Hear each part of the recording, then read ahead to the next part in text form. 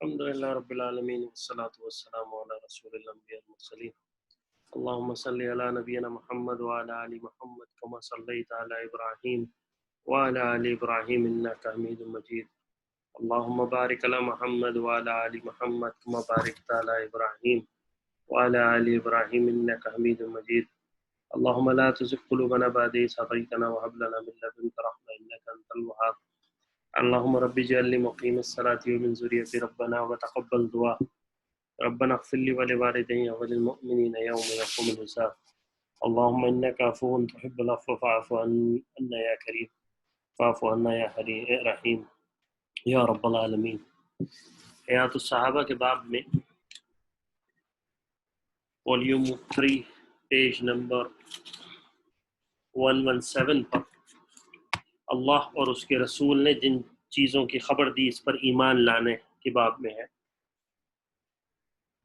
حضرت عمارہ بن خزیمہ بن ثابت رحمہ اللہ علیہ نے اپنے چچا سے نقل کرتے ہیں کہ جو کہ حضور علیہ السلام کے ایک صحابی ہیں کہ ایک مرتبہ رسول اللہ صلی اللہ علیہ وسلم نے ایک دیہاتی آدمی سے گھوڑا خریدا اور اسے اپنے پیچھے آنے کے لیے کہا تاکہ گھوڑے کی اسے قیمت دے دیں۔ حضور علیہ السلام تیز تیز چلتے ہوئے آگے نکل آئے اور وہ دیہاتی آہستہ آہستہ چل رہا تھا۔ لوگوں کو معلوم نہیں تھا کہ حضور نے اس سے گھوڑا خرید لیا ہے، اس لیے لوگوں نے اس کے گھوڑے کے سودا کرنے لگے۔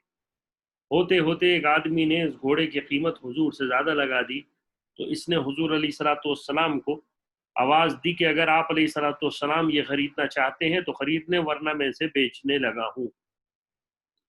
حضور علیہ السلام نے جب اس دیہاتی کی بات سنی تو رک گئے۔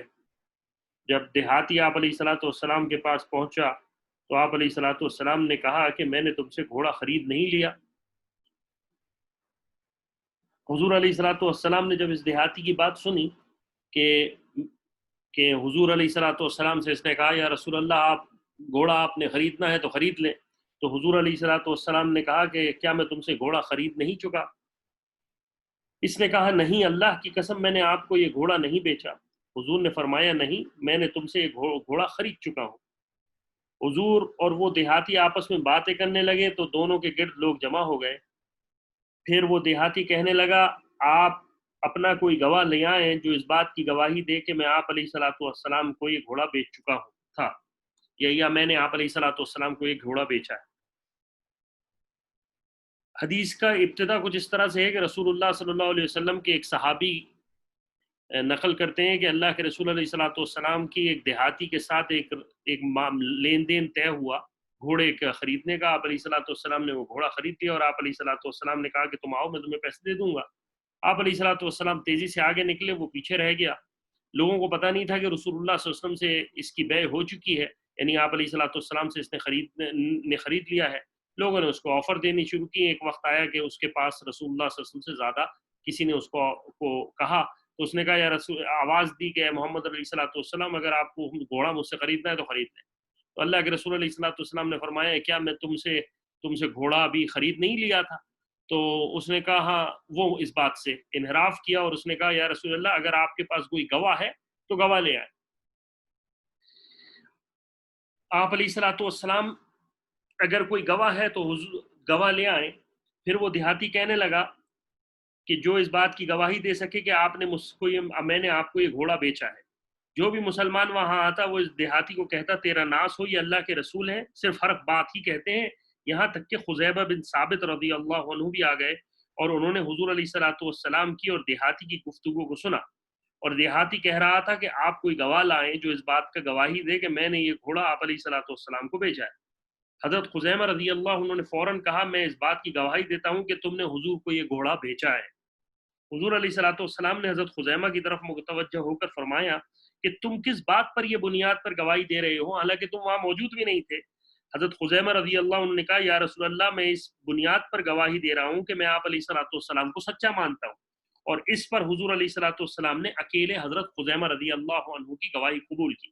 اور حضرت محمد عمارہ بن خزیمہ رحمہ اللہ علیہ کہتے ہیں حضور نے فرمایا اے خزیمہ تم تو ہمارے ساتھ موجود نہیں تھے، تم کس بات کی گواہی دے رہے ہو؟ تو حضرت خزیمہ رضی اللہ عنہ نے کہا یا رسول اللہ جب آپ ہمیں آسمانوں کی باتوں کو بتاتے ہیں اور میں ان کو سچ مانتا ہوں تو میں اس بات کو کیوں نہ سچا مانوں؟ تو چنانچہ حضور علیہ الصلوۃ والسلام نے ان کی گواہی 2 مردوں کی گواہی کے برابر دی، ابن سعد نے. اور یہ صحابی وہ رضی اللہ عنہ ہیں جن کی گواہی ایک شخص کی گواہی کے اوپر معتبر تھی، ورنہ اسلام میں 2 گواہ دینا ضروری ہے، لیکن ان صحابی کی گواہی ایک کے طور پر معتبر ہوئی. ایک زمانے میں واقعہ آیا تھا جو شاید حیات الصحابہ میں آگے آ جائے گا، جہاں پر ان صحابی اکیلے نے گواہی دی اور پھر اللہ کے رسول علیہ الصلوۃ والسلام کی حدیث انہوں نے سنائی تھی کہ اللہ کے رسول نے میری ایک اکیلے کی گواہی قبول فرمائی تھی. اما عائشہ رضی اللہ عنہما فرماتی ہیں جب حضور علیہ الصلوۃ والسلام معراج پہ مسجد اقصی تشریف لے گئے تو لوگ اس بارے میں باتیں کرنے لگے، اور جو لوگ آپ علیہ الصلوۃ والسلام پر ایمان لائے تھے اور تصدیق کر چکے تھے ان میں کچھ لوگ مرتد ہو گئے. پھر یہ لوگ ابو بکر صدیق رضی اللہ عنہ کے پاس آئے اور ان سے جا کر کہا کہ آپ کا اپنے حضرت کے بارے میں کیا خیال ہے؟ وہ یہ کہہ رہے ہیں کہ وہ آج رات بیت المقدس گئے تھے. حضرت ابو بکر صدیق رضی اللہ عنہ نے کہا کہ کیا انہوں نے یہ بات کہی ہے؟ لوگوں نے کہا جی ہاں. حضرت ابو بکر صدیق رضی اللہ عنہ نے کہا اگر انہوں نے یہ بات کہی ہے تو یہ بات بالکل سچ ہے. لوگوں نے کہا تو کیا آپ اس بات کی تصدیق کرتے ہیں جو آج رات بیت المقدس گئے اور صبح سے واپس بھی آ گئے؟ ابو بکر صدیق رضی اللہ عنہ نے کہا جی ہاں، میں تو اس سے بھی زیادہ بڑی بات بعید نظر آنے والی امور کی تصدیق کرتا ہوں، یعنی جو اللہ کے رسول علیہ الصلوۃ والسلام اللہ کے دین کی باتیں مجھے بتاتے ہیں وہ تو آسمان سے آتی ہیں، تو یہ کون سی بڑی بات ہے؟ اللہ کے رسول علیہ الصلوۃ والسلام معراج تک مسجد اقصی تک چلے گئے. تو ابو بکر صدیق رضی اللہ عنہ نے کہا کہ اگر میں ان باتوں کی تصدیق کر سکتا ہوں تو اللہ کے رسول علیہ الصلوۃ والسلام کی اس بات کی بھی تصدیق کر سکتا ہوں کہ وہ مسجد اقصی گئے، اور وہ صبح اور شام کی جو آسمان کی خبریں بتاتے ہیں میں اس کی بھی تصدیق کرتا ہوں. تو میں ان کی تصدیق کرتا ہوں، تو اسی وجہ سے اس بات پر بھی ان کی تصدیق کرتا ہوں. اسی وجہ سے سیدنا ابو بکر صدیق رضی اللہ عنہ کا لقب صدیق رکھا گیا. بہقی کی روایت. ایک روایت میں کہ حضور علیہ الصلوۃ والسلام جو ایمان لا چکے تھے ان میں سے کچھ لوگ اس حضور علیہ الصلوۃ والسلام پہ جو لوگ ایمان لا چکے تھے اس معراج کے واقعے کی وجہ سے مرتد ہو گئے، اور ان میں سے بہت سے لوگوں نے اس واقعے کی تصدیق کی. بہرحال یہ بہت سخت آزمائش کا واقعہ تھا، اور واقعتاً آزمائش کا واقعہ تھا. اسلام بالکل نیا تھا اور صحابہ رضی اللہ عنہ پہ ویسی اذیتیں کفار نے تنگ نہیں کی ہوئی تھی. حضرت انس رضی اللہ عنہ فرماتے ہیں جب شب معراج کا تفصیلی واقعہ ذکر کرتے ہیں آخر میں یہ کہتے ہیں جب مشرکوں نے حضور کی بات سنی تو وہ ابو بکر کے پاس گئے اور ان سے کہا ابو بکر آپ کا اپنے حضرت کے بارے میں کیا خیال ہے؟ وہ یہ بتا رہے ہیں کہ وہ آج رات 1 مہینے کی مسافت پر گئے تھے اور پھر رات ہی کو واپس آ گئے. آگے پچھلی جیسی حدیث کا بیان ہے، یعنی اللہ کے رسول علیہ الصلوۃ والسلام ابو بکر صدیق نے کہا میں ان کی رسول اللہ صلی اللہ علیہ وسلم نے اگر یہ کہا ہے تو میں اس بات کی تصدیق کرتا ہوں.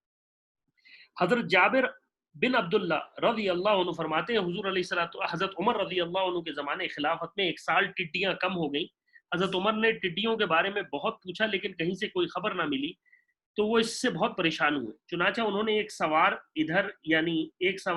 ادھر یعنی یمن بھیجا اور دوسرا سوار عراق کی طرف بھیجا کہ یہ سوار پوچھ کر آئے کہ ٹڈیاں نظر آئیں یا نہیں. جو سوار یمن گیا وہ وہاں سے ٹڈیوں کی ایک مٹھی لے آیا اور لا کر حضرت عمر کے سامنے ڈال دی. حضرت عمر نے جب انہیں دیکھا تو 3 دفعہ اللہ اکبر کہا، پھر فرمایا میں نے حضور کو فرماتے سنا ہے کہ اللہ تعالیٰ نے 1000 قسم کی مخلوق کو پیدا کیا ہے، 600 سمندر میں ہے اور 400 خشکی میں، اور ان میں سب سے پہلے ٹڈی ختم ہوگی. جب ٹڈیاں ختم ہو جائیں گی تو پھر اور مخلوق بھی ایسے ہی پیچھے ہلاک ہونی شروع ہو جائے گی جیسے موتیوں کی لڑی کا دھاگا ٹوٹ گیا ہو. حافظ اور علیالہ اور تفسیر ابن کثیر کے اندر اس کو روایت ہوا ہے. حضرت فضالہ بن ابی فضالہ رضی اللہ عنہ فرماتے ہیں کہ حضرت علی بن طالب رضی اللہ عنہ ینبغ میں بیمار تھے اور بیماری کافی شدید تھی. میں نے اپنے والد کے ساتھ ان کی عیادت کرنے گیا. میرے والد نے ان سے کہا آپ کیوں یہاں ٹھہرے ہوئے ہیں؟ آپ کا یہاں انتقال ہو گیا تو آپ کے پیچھے صرف جوہینہ کے دیہاتی ہوں گے. آپ تھوڑی سی تکلیف فرما کر مدینے تشریف لے چلیں. اگر آپ کا وہاں انتقال ہوا تو پھر آپ کے ساتھی آپ کے پاس ہوں گے جو آپ کی نماز جنازہ پڑھیں گے. میرے والد حضرت ابو فضالہ بدری صحابی میں سے تھے، اس لیے حضرت علی رضی اللہ عنہ کی نگاہ میں ان کا بڑا مقام تھا. حضرت علی نے فرمایا مجھے یقین ہے کہ میری اس بیماری میں انتقال نہیں ہوگا، کیونکہ حضور نے مجھے بتایا تھا کہ جب تک میں امیر نہ بنایا جاؤں اور پھر میری یہ داڑھی میرے سر کے خون سے نہ رنگی جائے اس وقت تک میں نہیں مروں گا. احمد کی روایت. اللہ اکبر. یعنی یقین سیدنا علی رضی اللہ عنہ کا اللہ کے رسول علیہ الصلوۃ والسلام کے فرمان پر کتنا تھا. حضور علیہ الصلوۃ والسلام کی حضرت عباس اور ان کے بیٹوں کے لیے دعائیں. حضرت ابن عباس رضی اللہ عنہ فرماتے ہیں حضور نے یہ دعا فرمائی ہے اللہ عباس کی یعنی حضور کے چچا حضرت عباس کی اور ان کی اولاد کی ظاہری اور باطنی ہر طرح کی مغفرت فرما اور ان کی اولاد میں سے تو ان کا خلیفہ بن جا. ترمذی کی روایت ہے. حضرت ابن عساکر میں ابو ہریرہ رضی اللہ عنہ کی روایت ہے حضور نے یہ دعا فرمائی ہے اللہ عبداللہ کے وہ گناہ جو چھپ کر کیے یا علی اعلان کیے یا سب کے سامنے کیے یا پردے میں کیے سب معاف فرما اور آئندہ ان سے یا ان کی اولاد سے قیامت تک جو گناہ ہوں وہ سب معاف فرما. ابن عساکر اور خطیب میں حضرت ابو ہریرہ رضی اللہ عنہ کی یہ روایت ہے کہ حضور نے یہ دعا فرمائی کہ عباس کی اولاد اور جو ان سے محبت کرے ان کی مغفرت فرما. ابن عساکر میں حضرت عاصم رحمہ اللہ علیہ کے والد کی روایت ہے کہ حضور نے فرمایا عباس میرے چچا اور میرے والد جیسے ہیں اور میرے آباء و اجداد میں سے اب یہی باقی ہیں. اے اللہ ان کی گناہوں کو معاف فرما اور ان کے اچھے عملوں کو قبول فرما اور برے عملوں سے درگزر فرما اور ان کے فائدے کے لیے ان کی اولاد کی اصلاح فرما. حضرت عباس رضی اللہ عنہ دراصل رسول اللہ صلی اللہ علیہ وسلم کے ساتھ مدینہ منورہ نہیں آئے تھے, بعد میں اسلام قبول کیا تھا, لیکن رسول اللہ صلی اللہ علیہ وسلم کو مکے والوں کی ساری خبریں بتاتے تھے. خندق میں جب کفار جو ہیں پورا لشکر نکلے اس وقت حضرت عباس رضی اللہ عنہ ہی تھے جنہوں نے رسول اللہ صلی اللہ علیہ وسلم کو خبر دی تھی. سمندر کا صحابہ رضی اللہ عنہ کے لیے دریاؤں اور سمندر کا مسخر ہو جانا. انس رضی اللہ عنہ فرماتے ہیں میں نے اس امت میں 3 باتیں پائیں, پھر اس کے بعد ایک لمبی حدیث ذکر کی. اس میں یہ مضمون بھی ہے کہ حضرت عمر بن خطاب نے ایک لشکر تیار کیا اور حضرت علا بن حضرمی رضی اللہ عنہ کو امیر بنایا. میں بھی اس غزوہ میں تھا. جب ہم غزوے کی جگہ پہنچے تو ہم نے دیکھا کہ دشمن کو ہمارا پتہ چل گیا اور وہ پانی کے تمام نشان مٹا کر جا چکا تھا. گرمی پڑ رہی تھی اور پیاس کے مارے ہمارا اور ہمارے جانوروں کا برا حال ہو گیا تھا. جمعے کا دن تھا. جب سورج غروب ہونے لگا تو حضرت علا نے ہمیں 2 رکعت نماز پڑھائی اور پھر انہوں نے آسمان کی طرف ہاتھ اٹھائے اور ہمیں آسمان میں بادل کا کہیں نام و نشان نظر نہ آ رہا تھا. اللہ کی قسم حضرت علا رضی اللہ عنہ نے اپنے ہاتھ نیچے نہیں کیے تھے کہ اللہ نے ہوا بھیج دی اور ایک بادل ظاہر کر دیا اور بادل اتنے زور سے برسا کہ سارے نالے تالاب اور وادیاں پانی سے بھر گئی اور ہم نے خود پانی پیا اور اپنے جانوروں کو پانی پلایا اور اپنے مشکیزوں اور برتنوں کو بھر لیا. پھر ہم نے اپنے دشمنوں کے پاس پہنچے تو وہ لوگ اپنی جگہ چھوڑ کر خلیج پار سمندر کے ایک جزیرے میں جا چکے تھے. اس خلیج کے کنارے پر کھڑے ہو کر حضرت علا رضی اللہ عنہ نے ان الفاظ سے اللہ کو پکارا یا علی یا عظیم یا حلیم یا کریم. پھر ہم نے کہا اللہ کا نام لے کر اس سمندر کو پار کرو. چنانچہ ہم وہ سمندر پار کرنے لگے. ہمارے جانوروں کے کھر بھی گیلے نہیں ہو رہے تھے. تھوڑی دیر میں ہم دشمن کو جا لیا. ہم نے انہیں قتل کیا اور گرفتار بھی کیا, انہیں غلام بھی بنایا. اس کے بعد پھر ہم خلیج کے کنارے پر آئے اور حضرت علا رضی اللہ عنہ نے اللہ کو پھر انہی ناموں سے پکارا اور پھر ہم خلیج سے اس پار کرنے لگے اور ہمارے جانوروں کے کھر بھی گیلے نہیں ہوئے. اور آگے پھر دوسری حدیث, آگے حدیث کا بیان. حضرت سہم بن منجاب رحمہ اللہ علیہ کہتے ہیں حضرت علا بن حضرمی رضی اللہ عنہ کے ساتھ غزوہ میں تھے. پورا سارا واقعہ ذکر کیا اور دعا کے یہ الفاظ ذکر کیے یا علیم یا حلیم یا علی یا عظیم. ہم تیرے بندے ہیں اور تیرے راستے میں ہیں اور تیرے دشمن سے لڑنے کے ارادے سے نکلے ہیں. ہمیں ایسی بارش عطا فرما جس سے ہمارے پینے کا پانی اور وضو کے پانی کا انتظام ہو جائے اور ہم اسے چھوڑ کر جائیں تو ہمارے علاوہ اور کسی کا اس میں حصہ نہ ہو. اور سمندر کی دعا میں یہ الفاظ ہیں کہ الفاظ ہیں اور ہمارے لیے اپنے دشمن تک پہنچنے کا راستہ بنا دے. ابو نعیم میں روایت ہے کہ حضرت علا رضی اللہ عنہ نے ہمیں لے کر سمندر میں گھس گئے.